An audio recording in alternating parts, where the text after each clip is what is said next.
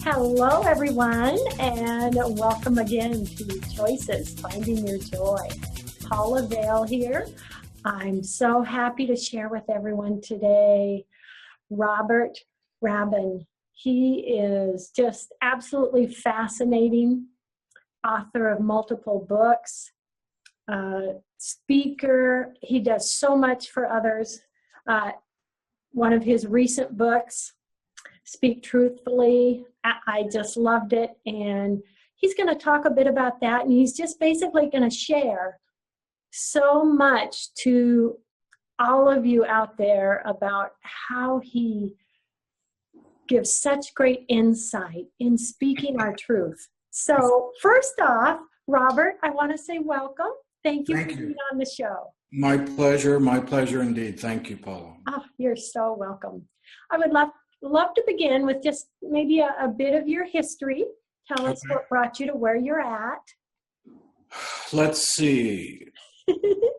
Because I'm an old guy, there's kind of a lot of backstory. So let me see if I can just cherry pick what might be important. When I was a youngster, I just started asking a lot of questions. I was very curious about things, and that propelled me on the classical journey of seeking the truth of oneself. So I didn't get very far in college because it didn't provide the answers I was looking for. So I took off. I lived in Europe, the Middle East, and then I ended up in India when I was 23 years old, which was in 1973.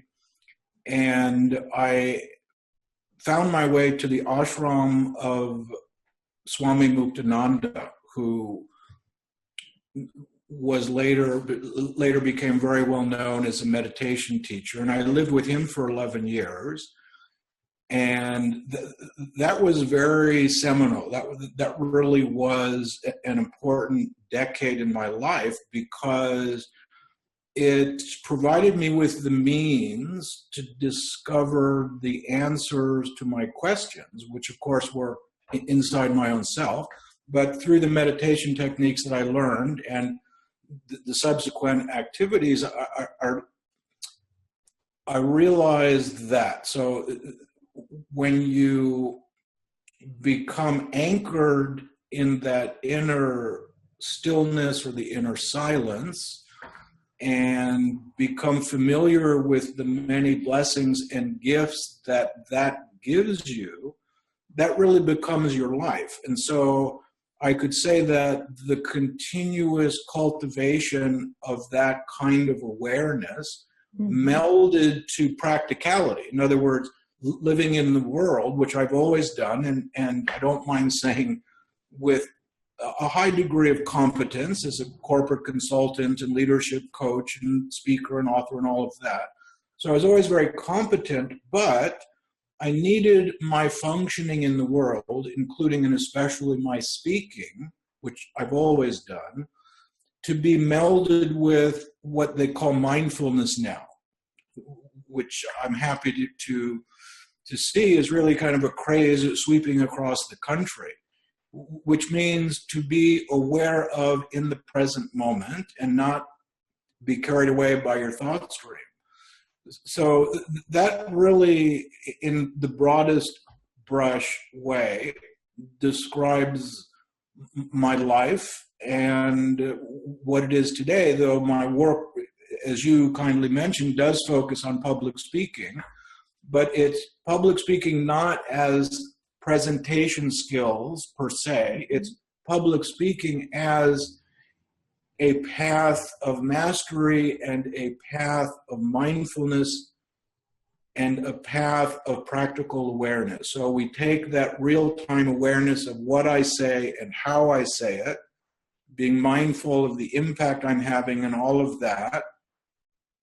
That's the awareness part, melded with skillful means, the awareness of how we use what we say, but also all the nonverbal parts of our speaking. So it's very thrilling now because it's hugely important for people to be able to speak their truth without fear.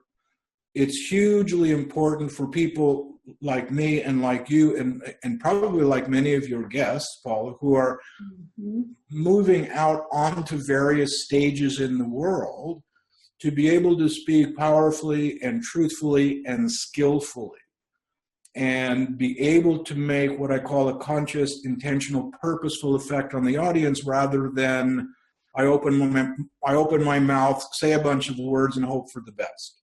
Yes. Yes. And gosh, Robert, it's so true. Fear can hold us back from being as truthful as we'd like to be. I've worked with, at this point, hundreds of people since I launched Speaking Truthfully in 2005. And I've worked with CEOs, I've worked with best-selling authors, Olympic athletes, professional speakers, ministers of parliament when I was in Australia, and without exception, every person, of course, especially including myself, this is how I figured it out, learns from a very young age to be distrustful of what we might call our authentic and truthful self and voice. And so from an early age, for a variety of reasons, we learn that safety, physical, emotional, psychological safety, is actually in suppressing our truth, in being compliant and submissive and obedient. Yes, I'll do this. No, I won't do that. And then fast forward, when we're trying to discover and express an authentic self, we come up against all of those early childhood decisions we made that basically are, it's not safe for me to tell the truth. Something bad will happen. If it's the withholding of my parents' love, going to my room without dinner, being embarrassed in front of a classroom, it doesn't matter. But part of the process that I've had to work through in my life and work with people is what I call learning how to self-generate portable safety. Because when we know that we're safe, that nothing bad can happen to us, it's a lot easier for us to connect to that deep place and express the truth. But we're so used to looking for external circumstances, right, or certain conditions or people's approval in order to feel safe. Well, there's not a lot of freedom in that. So it occurred to me that what if we could self-generate portable safety? That is, wherever I go, wherever you go, wherever anyone goes, we know how from the fabric of our own being to create such safety that we are unafraid to begin to push against those early decisions, the taboos, the fears of what people might think, because we're safe.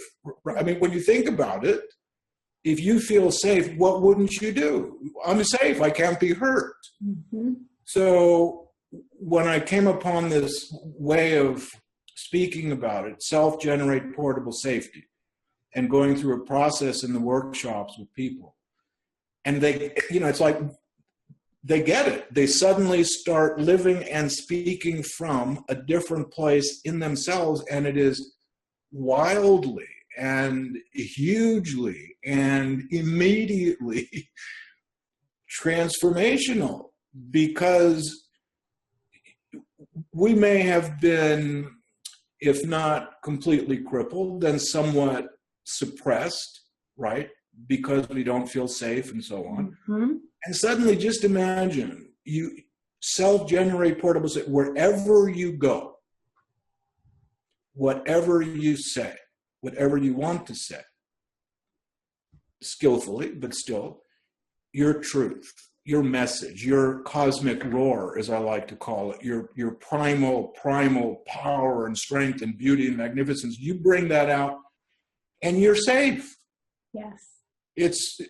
I've had people literally, Paula, pass out in a workshop from telling the truth from this new place. I know we're limited for time, but let me give you a very quick, short example. A woman in one of my master classes, the next talk that we were going to give was, if you want, say something, share something you've never told anyone, so you can feel what it's like to unburden yourself from a secret. So she came up at the break and said, Robert, I kind of want to do it, but there's something I've never told anyone, and I really feel like if I do, I will pass out. So I said, well, what is it? She's had chronic fatigue syndrome for 12 years. Chronic fatigue syndrome is one of those illnesses that, most people think you're kind of faking it. You're lazy, you're this or that. They don't really see it as the debilitating disease it is, which is why she'd never spoken about it. So I said, well, how about this? If you want, by invitation, of course, I don't push anybody. Well, a little bit, but never mind. Lovingly, So I said, how about this? I'll stand next to you in front of the class so that if you decide you want to share this and you actually pass out, I'll catch you. How's that? Yes. She goes, okay, great. So the break is over. We come back and I tell everyone, look, we need to give this lady a lot of love and a lot of support. This is a big moment. She's going to share something she never has before. So I go and I stand next to her, just slightly behind her with my arm lightly on her shoulder. And I'm thinking, she's not going to pass out. I mean, come on. But there we are. And she starts talking about it. And then in one of these classic, everything becomes very slow motion and so on. Because my hand is on her shoulder, I can feel her start to drop. Out of the corner of my eye, I see her, and the woman is dropping, and somehow I managed to sort of push myself down faster, and as she fell completely out cold, wow, pulled her onto my chest and lap so she didn't get hurt. Yeah. And genius that I am, I had an assistant, and I said, let's take another quick break so we can compose ourselves. And the poor thing, God bless her, she just was out just for a couple of seconds, and then she came to. And she wrote me, I never saw her again, but she did write me a few letters over the next few months. And she said she was just in an entirely different life than she had ever been, because she could tell this secret, go through the fear, come out the other side. Oh. And I have seen that kind of transformation in hundreds of people to some degree or another, because they suddenly live in this self-generate portable safety. Here's what I have to say. Then, of course, if they're professional speakers, we work with skills and content and so on, but we've got to get that inner freedom and that inner confidence, and that inner love of self manifested practically as being able to speak on a par with anyone, anywhere, at any time. I myself am guilty of that. When I started my Voice America show almost 3 years ago, and they said it was worldwide, I said, I'm not going to speak English. I'm going to speak the language of love. That's my goal. Beautiful. And I wanted to end every show with love, hugs, blessings. But you know what? Fear hit me. Sure. I can't say love. I can't tell everyone I love them. They're going to think I'm a weirdo. That's and right. It was like after a few months, finally I said to myself, I have to be Paula. I just have to be Paula. And so then I started ending the shows, love, hugs, and blessings. But it took me several months Absolutely. to have the courage to do that. Paula, it's one of the beauties of speaking publicly is the visibility. So suddenly you have a global audience. The visibility triggers so many insecurities and vulnerabilities. And it's that very risk factor of being seen that triggers insecurities that gives us the path to real practical freedom. I don't mean going to a mountaintop and living in an ashram, which I did for 10 years, and cultivating an inner sense of freedom. That's wonderful. But what happens when in your case, you have a show that broadcasts throughout the world, or we want to, give a talk or do whatever it is we want to do publicly and visibly. It's such a rich opportunity for us to truly claim ownership of our truth, of our power, of our sovereignty. Yes. Because the visibility, the exposure triggers massive insecurities. And so that's why, for me, though I had done so many decades of what I might call spiritual work and spiritual practice, when I started doing this work, the speaking truthfully work, and started to consciously develop my own speaking style and freedom and so on, it's like I just rocketed forward into all kinds of freedom and wonder and self-expression and power that I was like, God, this is, just got to get up in front of people and learn how to speak, and there you go. There you go. I want to ask you about something. Sure. That you told one of your students, and I just thought it was so fantastic, and I'd love you to share that with everyone. Uh-oh. Roar without apology. Talk about that a bit for us. Thank you. That, I believe, was the title of a blog post and an article I wrote. And for whatever reason, most of the students I work with these days are women. About 80% are women with classes and webinars and so on. And there are particular ways in which I think women have been socialized and conditioned, different than men, to be afraid of what I call the cosmic roar, that deep, primal, unbounded, exuberant, enthusiastic roar of I am here, I am alive, this is me, this is what I have to say. Unapologetically showing up in the world, not being afraid to disturb it, disturb the world a little bit with your cosmic roar. And so I started using that phrase, the cosmic roar, as a way of suggesting to people, look, we are born. We are all born. It's innate. It's part of our operating system that we have this cosmic roar. What is the first thing that any newborn baby anywhere in the world does?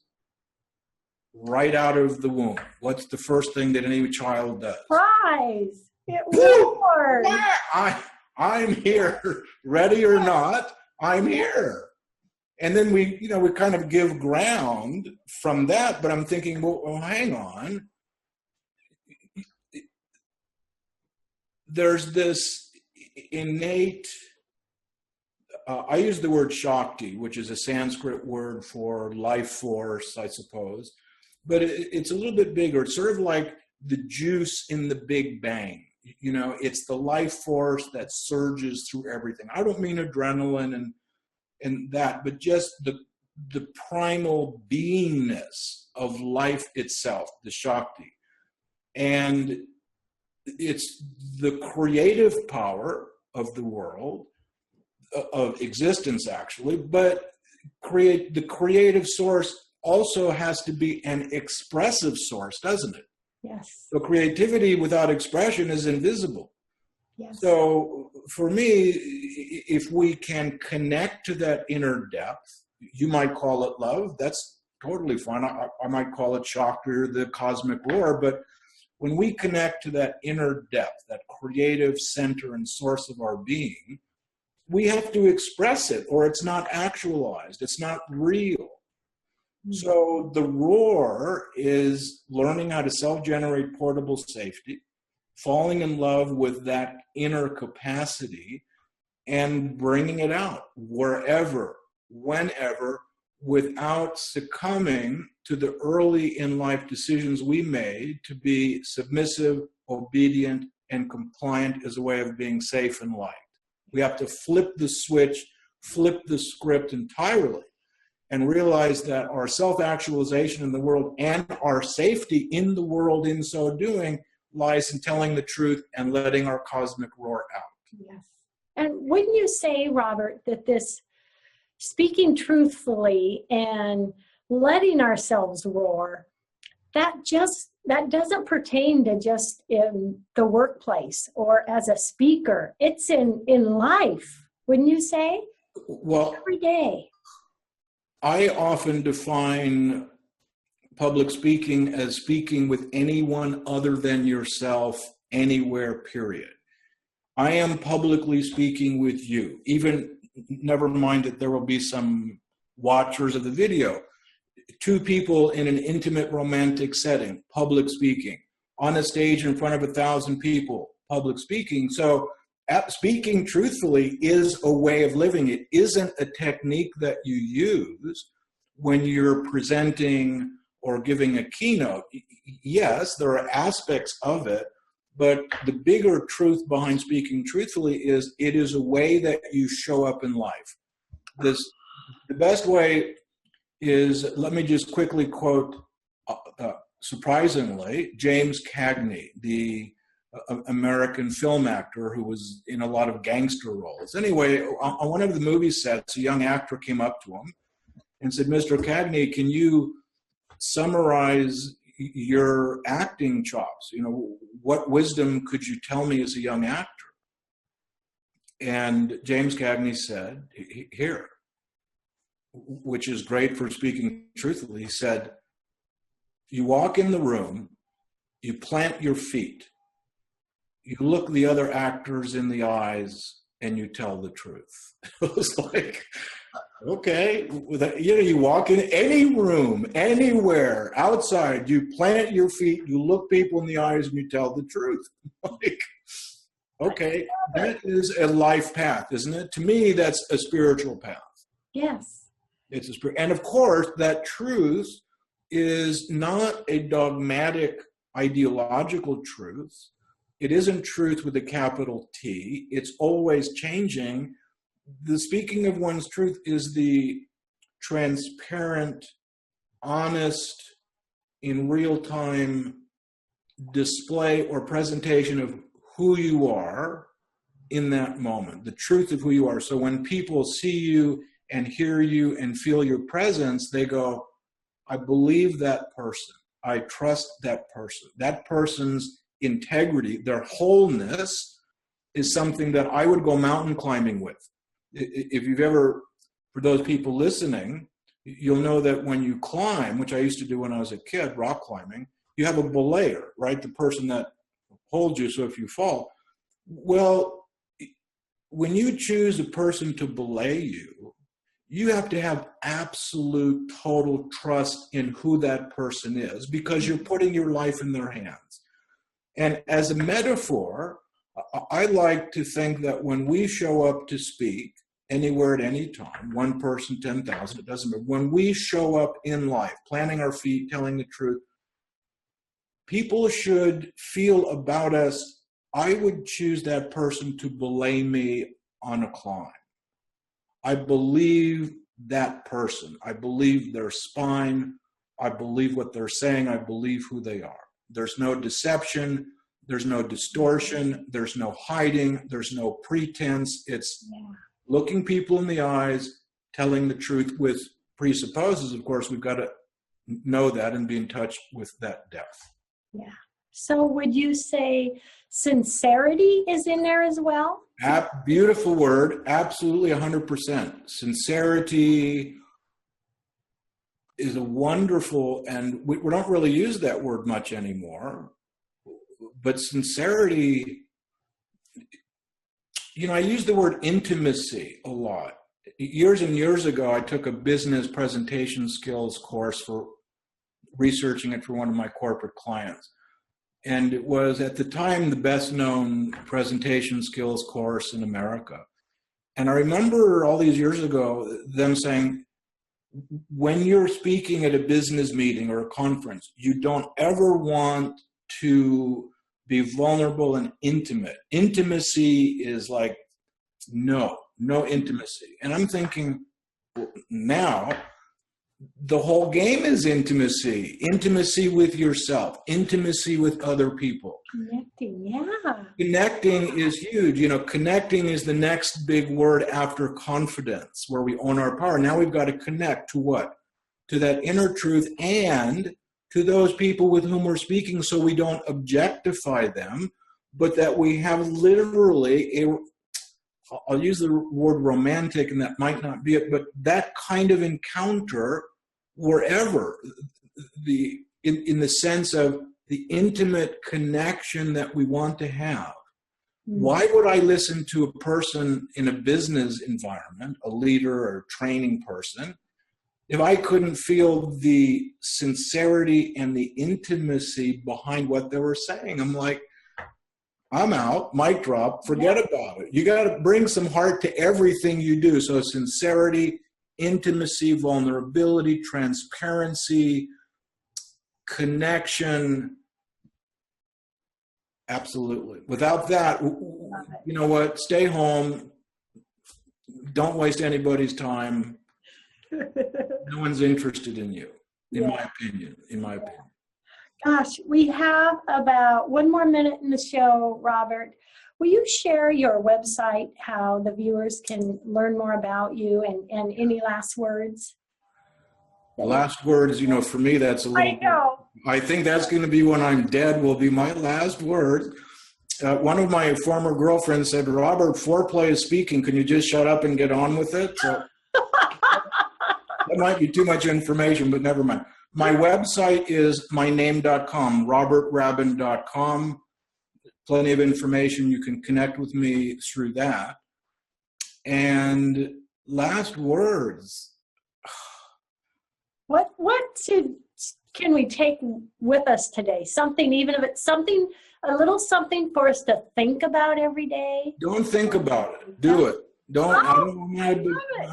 Thinking about it is just another delay tactic. Okay, I've said it, but let me see if I can. 5 years ago, I was diagnosed with terminal stage 4 lung cancer and was told I had 6 months to live. Still here, but one of the things I learned deeply in these past few years is it's showtime right now. You know, it's like live TV, Paula. Some of your listeners won't remember it, but I think you and I probably could. Live TV, you know, there's no reruns, it is or it isn't. That's what our life is. It is right here, right now. This is not a dress rehearsal for tomorrow. So even though we're in process and we're learning and growing and becoming, it's, you know, what's the game you're going to play now? Are you going to roar or whimper? And don't think about it, just do it. Just do it. Just roar. And if you need help, contact me and I'll help you over the hump. So I love it. It's right here and right now, Paula. This is the place where we play the game. What game are we playing? Let's roar. Let's roar. I love it. Oh, Robert, thank you so much. This has been so fantastic. I'm just so honored to have you here today. Thank you for inviting me. I appreciate it very much. Thank you. And everyone out there, love, hugs, and blessings. Yeah. Robert, love, hugs, and blessings your way. Thank you so much. Bye, everyone.